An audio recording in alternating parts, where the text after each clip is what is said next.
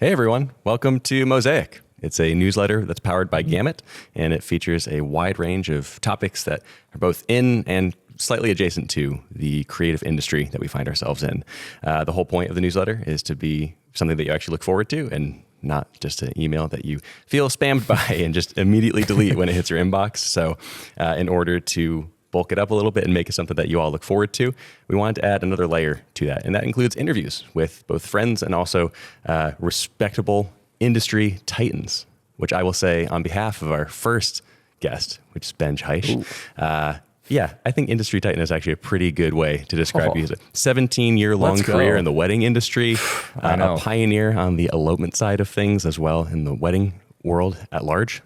Yeah, I think that basically sums up a lot of how I'd say a lot of people know you. But in recent years, we want to unpack in this interview a little more of what you've branched out into. I think especially in maybe the last 5 years, seeing the hybrid nature of your photo career expand into video as well, including YouTube, actual video for clients, and the kind of gear review niche that you found yourself in, and the way that you analyze a lot of the tools that you are using in professional environments. So welcome to Mosaic, and Benj, thanks for being here, man. Yeah, thanks for having me. It's funny, I didn't even know what this was called until you said it right there. So I was like, oh, Mosaic, that's a cool concept. There we go. Yeah, amazing. Yeah, I love it. Okay, yeah, I guess that hadn't even been included in the briefing. I love it. Yeah. So this is the newsletter. We're really excited to just dig into a couple things today, primarily starting with, I think, essentially the last thing I said in your intro is that the bridging of both photo and video for you has been a really prevalent part of both your career and also your presence online in the last 5 years in particular. How has that looked overall on a YouTube front? What has your time split looked like between photography, which is probably where a lot of people like myself know you from, and where YouTube has mixed into that now? Yeah. Oh, for sure. So yeah, I mean, you gave a little bit of background. Obviously, this was year 17 of me doing weddings, which is just crazy.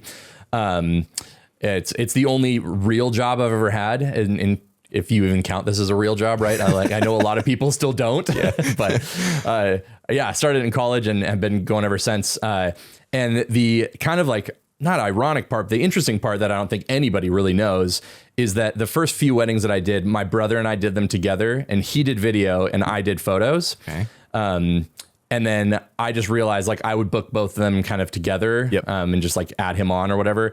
And then I just kind of realized that, sorry for video people, but like I could make more money in like less time by doing photos. And so I just kind of stuck with the photo thing. But in those early years, I probably filmed, I don't know, like 5, 6, 7, 8 weddings, something like that, just solely on video.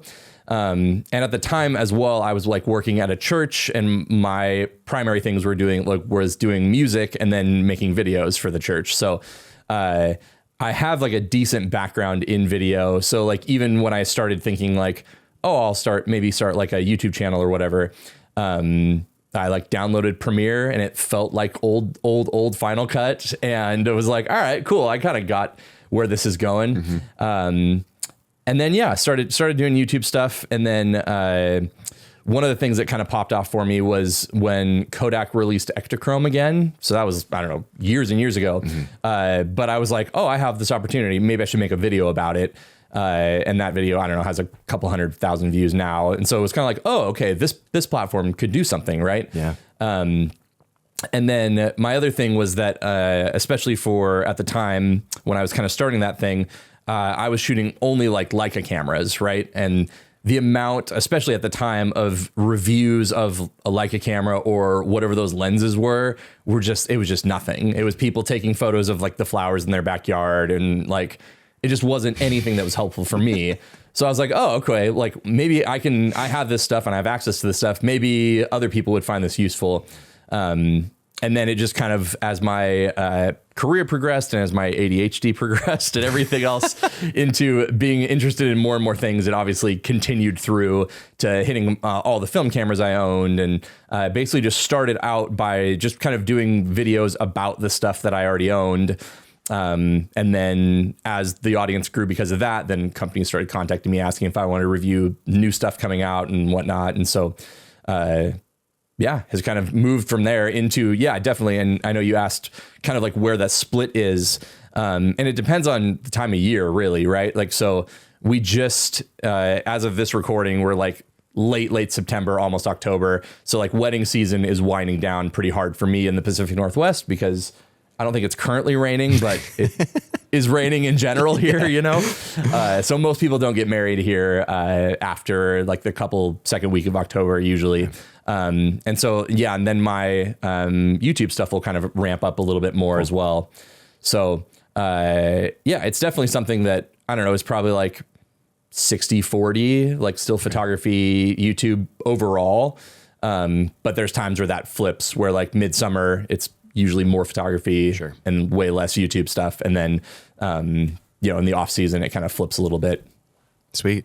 I mean, considering that, that's actually really impressive to think that even during peak wedding season, you are putting out as many videos as you are, because you seem to be on a really consistent basis, even in the busiest parts of the wedding calendar year. Yeah. So one of the things that I do for that is all just like backlog videos. Okay. So there'll be times where I try to put out a video a week. Sometimes that happens. Sometimes that doesn't. Like obviously during wedding season, it's not as consistent. But there'll be times where I'll record a couple videos in a week and just stash a video.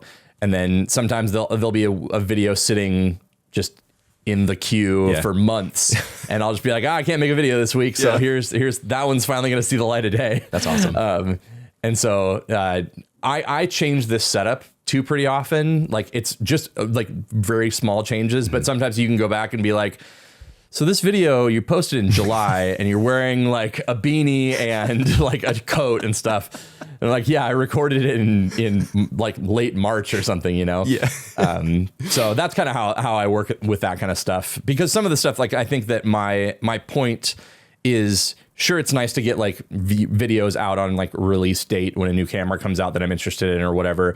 But kind of the point of having the YouTube channel for me is to like make a bunch of like evergreen content that like, anytime someone's looking at this camera or lens or whatever concept that I'm talking about for the next 5+ years, hopefully it'll be one of the ones that shows up and people can check out. So the immediacy of getting something out like at launch date is good sometimes. And sometimes it's like the views are really low and then you see them really pick up 3 years down the road sometimes, you know? Yeah, I know. It's such a wild game to play on YouTube. Sometimes you never know when a video is going to hit an algorithm at what time and for whatever reason. But I think it is really cool that the I guess beginning of your career and the photography side of your work and your business and the specialty tools that you used within that too, and the way that you approached everything kind of informed how you started on YouTube. Like you mentioned with the Ektachrome video, you're like, well, not many other people are shooting this. You know, I got the role and everything.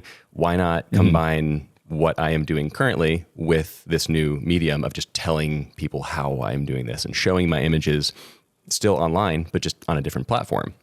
I'd be curious to hear your take on, now that you've been on YouTube for a number of years now, if there's any kind of inverse effect of that, if YouTube and the creation of videos are starting to inform the way that you approach your photography work.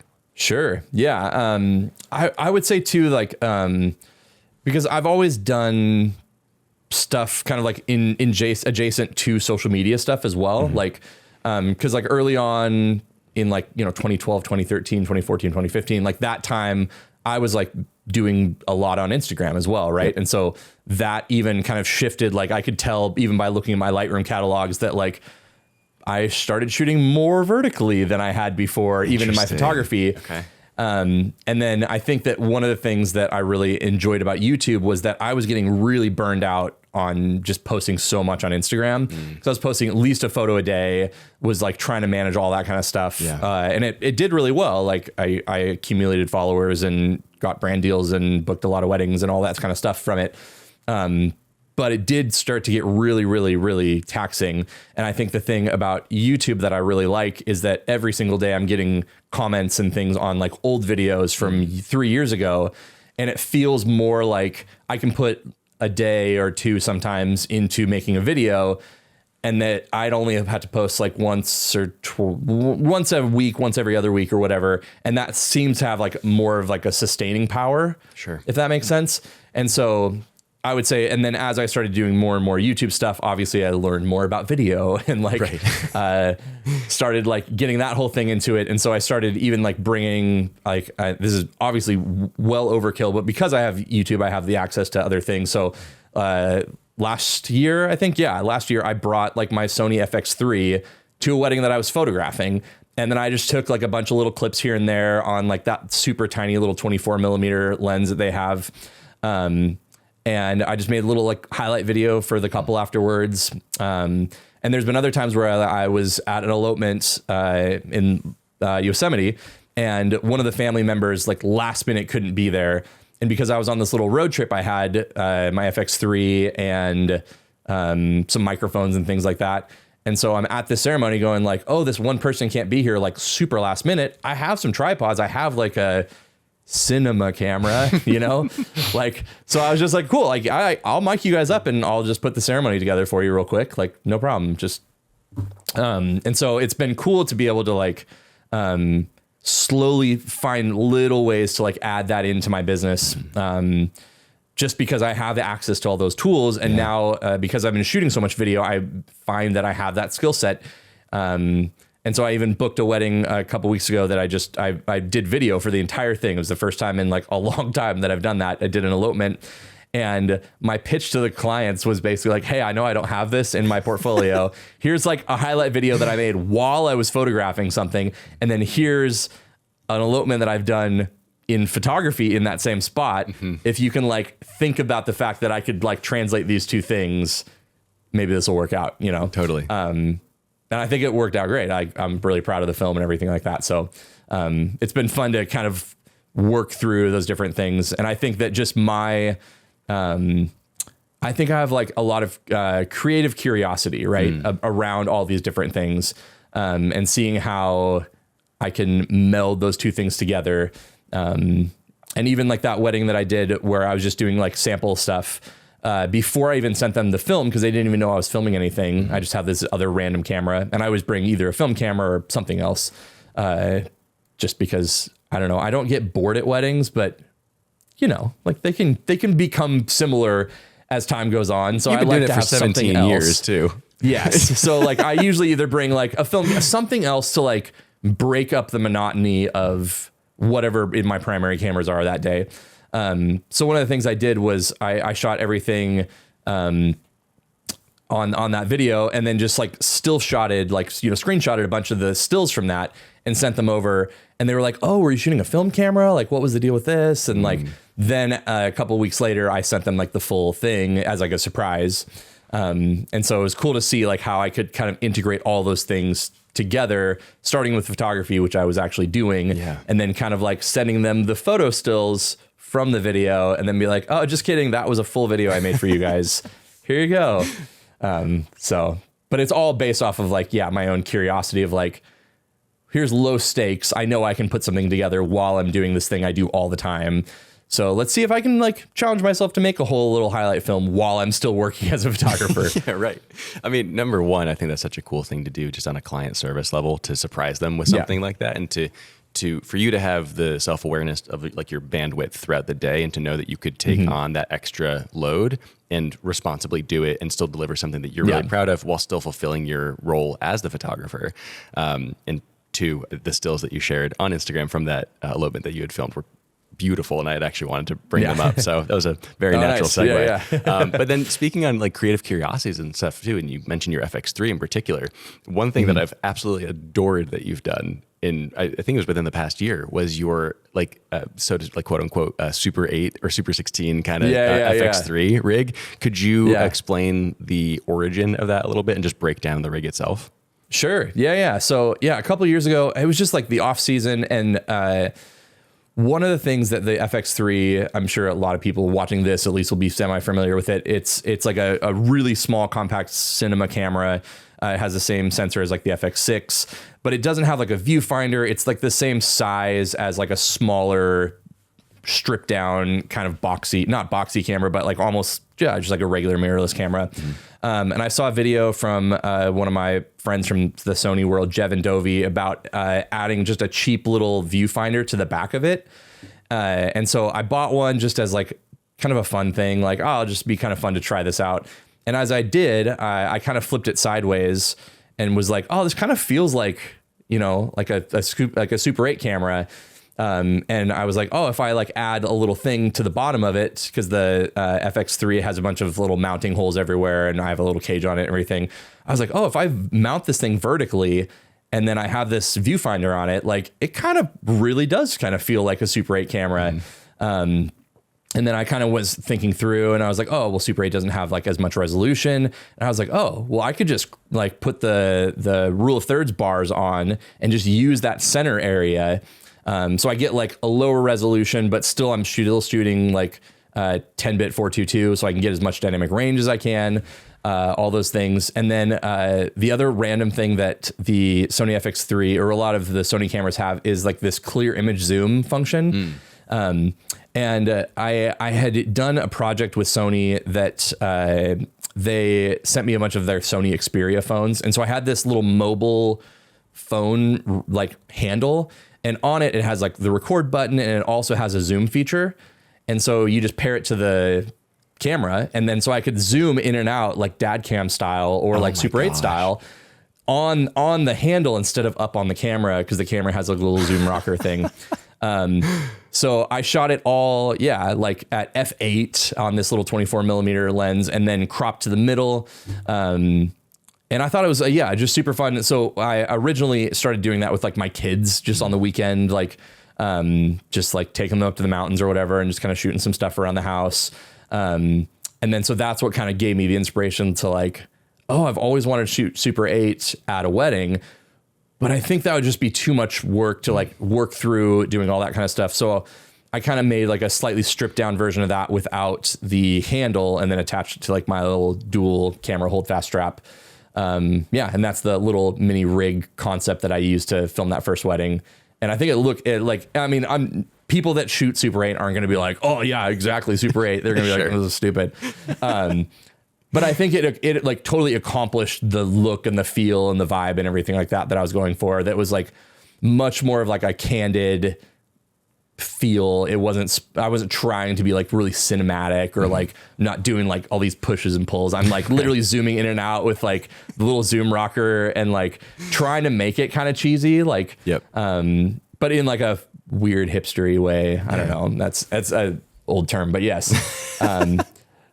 So that's fun. Like kind of the concept. And it was really fun. And I think that like it really kind of like fit the vibe of that wedding. Yeah. And then I also wasn't as worried about doing as many like sweeps and pans and all these things as if I was trying to make like a really serious film. It was like, no, I'm just trying to make like a fun little thing here. Right. And I think that, putting together that like random little rig and just playing with it on the weekends made me go, oh, cool. Like, I think this could work really cool at a wedding. And, so that's totally like in that like creative curiosity thing is like, like, I wonder, could I do this? Yeah, I think that would work. Yeah. No, that's so cool. I mean, at the moment you first shared a photo of the rig itself on Instagram, I was like, that is genius. That's such a clever way to use the modern tools that we have, but in a way that feels kind of nostalgic and feels like more in line with our style. Because I mean, film is a big part of your style, and retro style cameras and film cameras in general. I mean, that is a core part of your photographic look. So to be able to take a, cinema camera, as we talked about, something as clean and sharp and like really technically excellent as the FX3, and convert it into something that feels in line with your photographic style, like combine video and photo. Such a cool marriage of those two things. And it's a really neat way how YouTube has informed the way that you're tackling professional work too. Even if you are just doing it for, free or kind of just adding it onto a package without a couple knowing, it's still just giving you reps to practice those things. Because who knows, maybe a year from now, maybe the Benj Haisch wedding films and the elopement films will be a more fleshed out thing. Who knows? But that's a really cool way to practice that. I am curious, like, to kind of follow up on that same lane of, video and YouTube at large.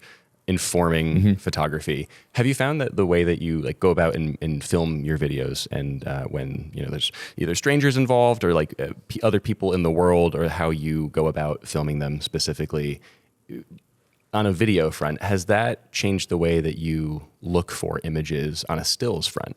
Looking for motion or looking for things or interacting with people, has that added anything or changed anything on your like the stills side of how your brain works? Sure. I think just kind of knowing a lot and having like a little bit of a background in film and just knowing a lot of those random things, even like the 180 degree shutter rule and things like that. Like one of the big trends in the last couple of years in wedding photography has been like these like motion blur things, right?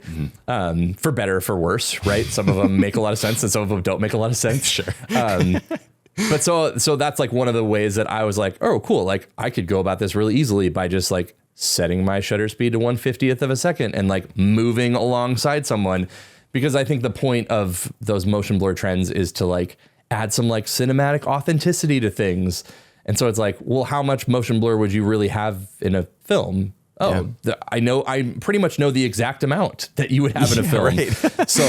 so adding things like that, is just a really easy way to inform things. I think that one of the things that was really interesting to me, and this is like related, but not, that was fascinating. And I like knew this going in, but the formatting difference between filming something and you're basically stuck at whatever aspect ratio you're going to do. If it's like 2:3:5 or like 16:9 or whatever, you're kind of just there for like whatever film you're doing.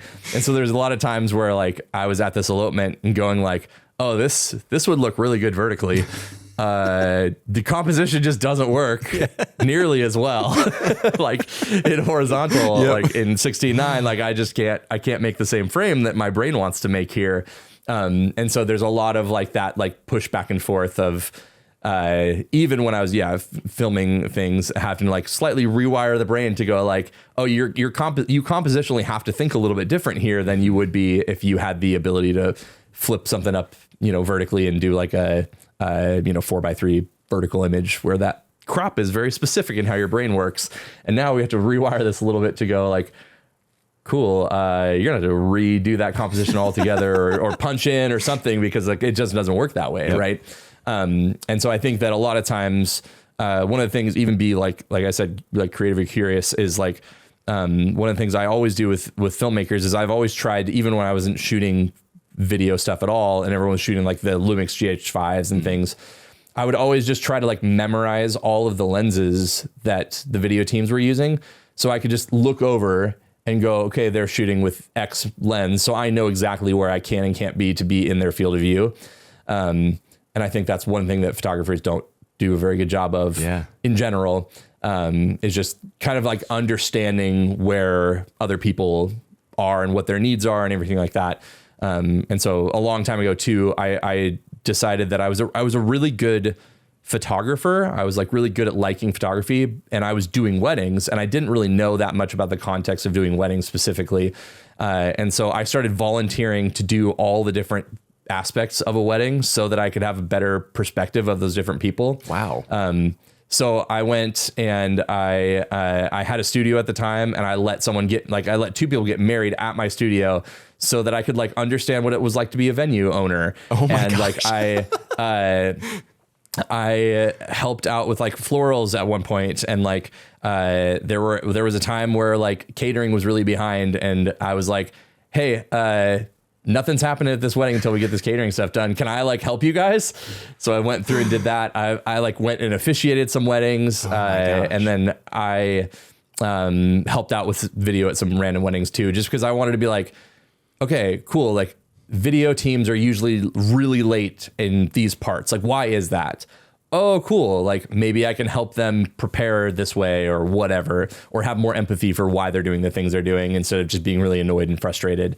And so I think that's, again, like that creative curiosity or whatever. But it also really helps inform like the reasons why people are doing the things they're doing or all that stuff, so that I can be a better creative partner on the day for all the different people that I'm working with, especially with wedding stuff, if that makes sense. Oh, absolutely. I had no idea that you did that. And that's like kicking empathy up to 1,000%. I mean, that's so cool that you literally put yourself in the shoes of the other people that you work with on a weekly basis just to get a better sense of how you could essentially like serve them better too. Like we talked about client service briefly earlier, but it's one thing to serve the client, another to actually like kind of actively try to help the other team members that you are creating the day with.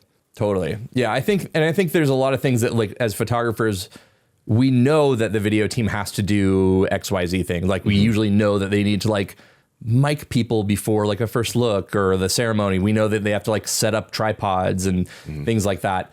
And so even before doing that, kind of there would be times where we were behind or whatever. And I can tell like video teams just like in their own world, they haven't thought the next step ahead. And I'm like, go up and be like, hey guys, I don't want to do your job for you, but like just a heads up, like first looks in 10 minutes. I don't know if you've, set up, like, I don't know if you know where we're doing this. I don't know if you've mic'd them yet, but like might be a good time, and I probably wouldn't say like, I don't know if you thought of this or whatever I just said, but trying to be like understanding what the needs of the people are going to be so that the entire thing can move forward. And I think a lot of that is just like, again, I've been doing it this was year 17. So like, I tell clients all the time that I can kind of see everything from like a 30,000 foot level of going like, I am emotionally invested in this day for sure, but not nearly to the depth and everything that everybody else is.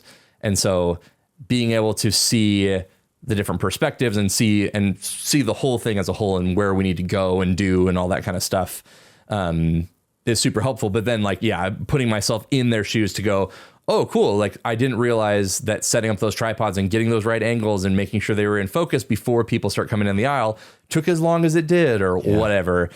So when I actually go and do it, I'm like, oh, cool. Even like this last wedding or this last elopement, we're like running out to the spot because it starts to rain.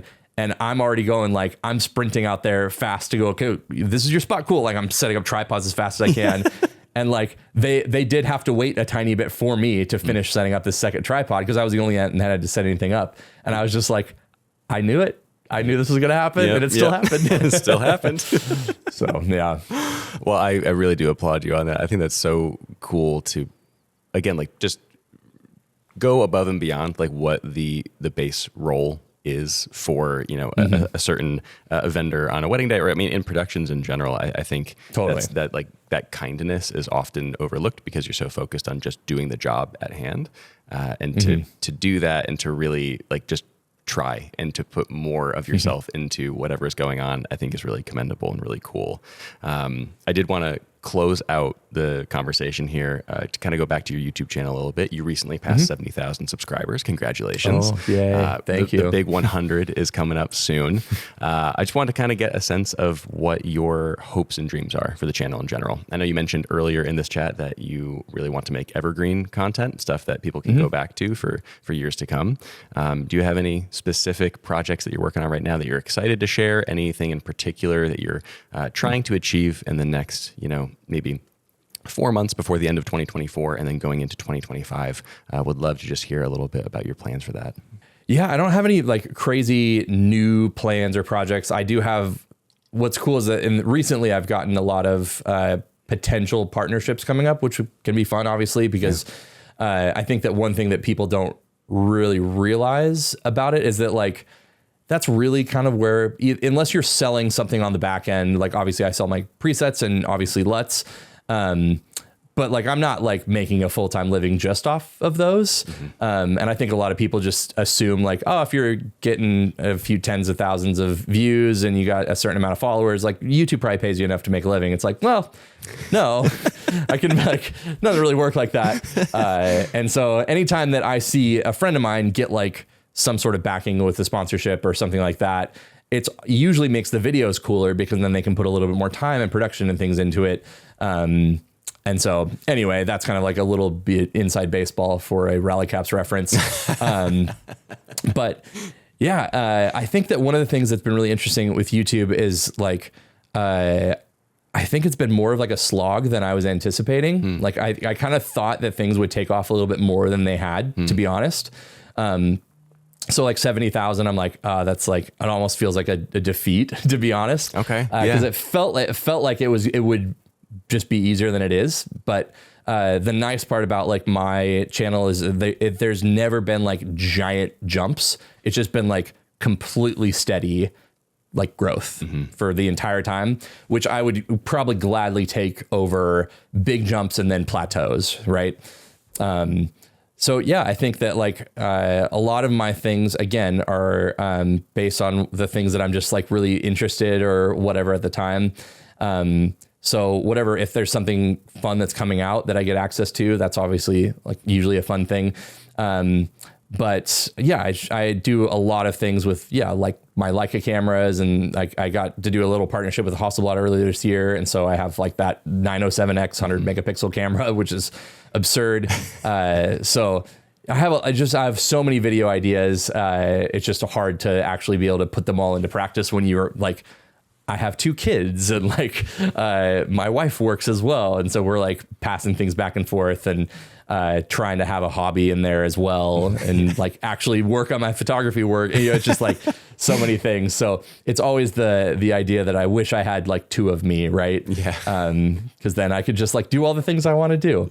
But yeah, I think that like I've been continuing to get more and more into video stuff. So want to start like just taking the opportunities to like play with cinema lenses and play with anamorphics and all the stuff like that, while not like just completely losing my current audience. Yep. I think that's the hard part, is like my brain is so interested in all these different things, but I'll make a video about like a Sony camera and the Leica people will be like, boo, Sony. And then like I'll make a video about the Leica, a Leica camera, and Sony people are like, it doesn't even have autofocus. Like, what are you doing? You know?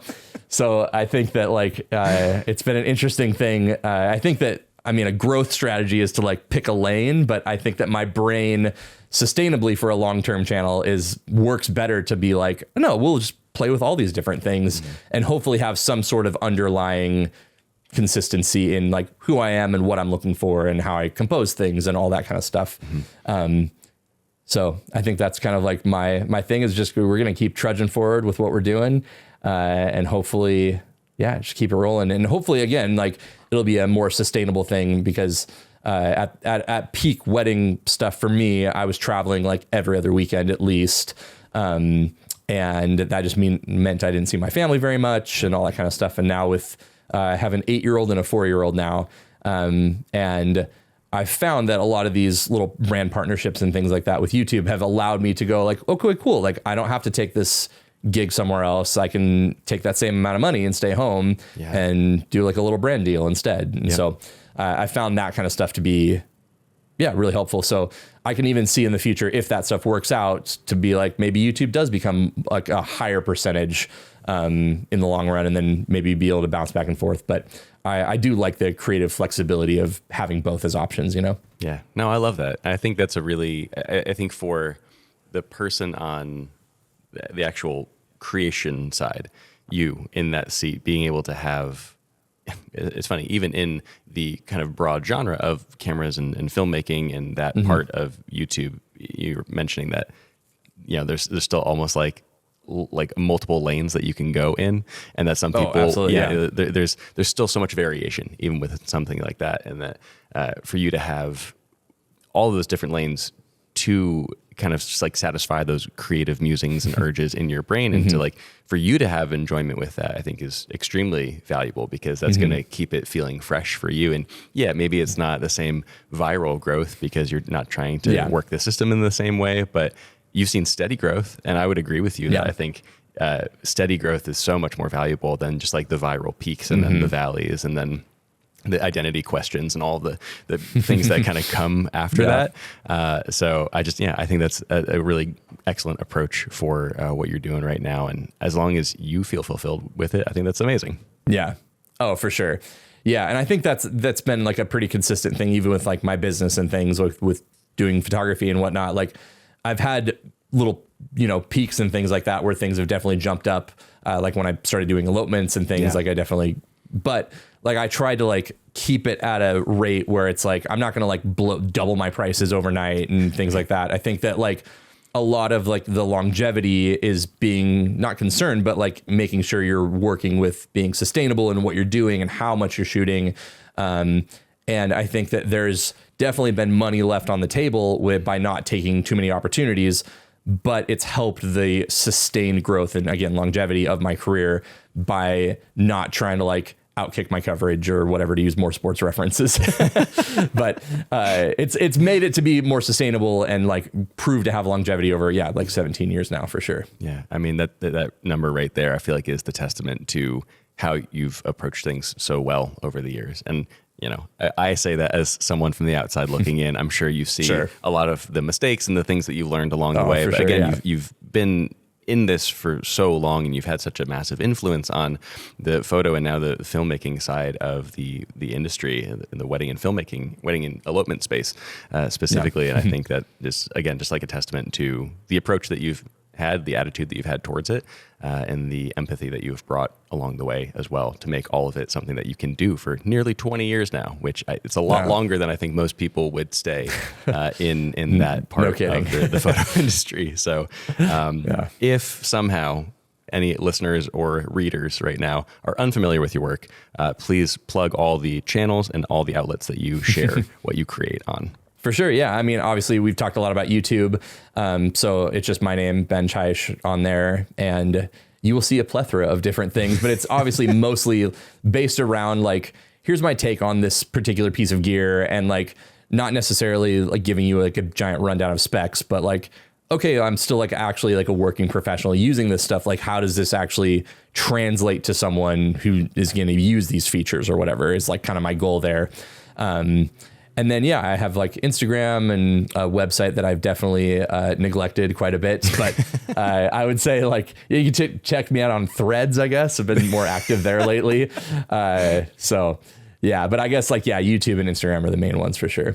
Awesome. Benj, thank you again for being our very first guest on the Mosaic newsletter. Super excited to roll this out to all of you very soon. And enjoy watching us build this plane while we are mid-flight. We're figuring it out as we go along, and we're really excited to continue sharing more of these perspectives and conversations down the road. So thanks for joining us.